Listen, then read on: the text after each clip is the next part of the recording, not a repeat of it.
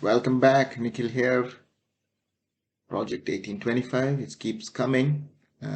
Today, let's talk about minimizing tendencies. By which, what I mean is a tendency of others to invalidate your experience and how that affects us. So I'll give you an example of what I mean. So have you ever been in a situation where your feelings or something which you've done has been minimized and overshadowed, overtaken and ta- transformed into something else? And then you feel like, oh, whatever I said didn't make sense. So for example, when I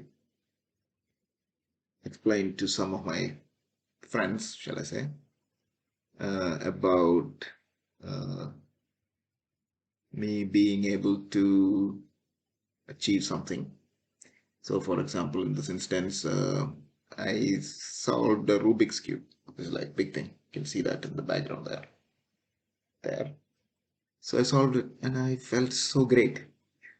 Might be fine, but as soon as I mentioned it to the others, oh, have you done? They start to say things like, oh, you done it? Oh, did you use YouTube to learn this? Oh, okay, that's not great. People do it without YouTube. We've not been able to do that. Or that they say things like, "Oh, can you do four by four by four or four by four by four cube?" Oh, no, okay. So it's just a three by three by three. Okay. All being great feedback. The problem is this often happens, and people get affected by this sort of minimizing tendency of others.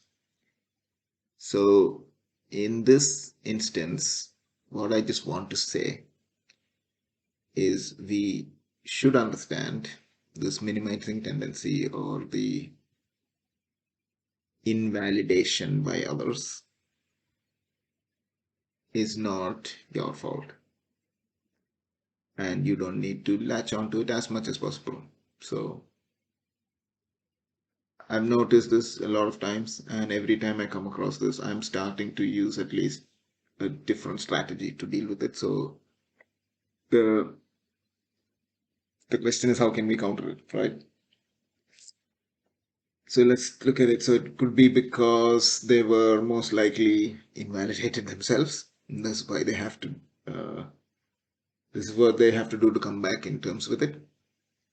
So, or secondly, they're like genuine inability to empathize with others. So this might be just them not knowing how to be with others. Three, this could be another reason is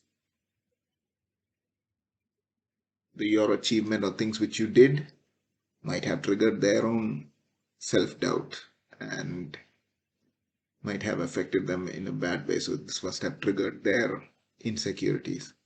So these are the three things which I start to put into perspective so that I can stop living by other people's validation.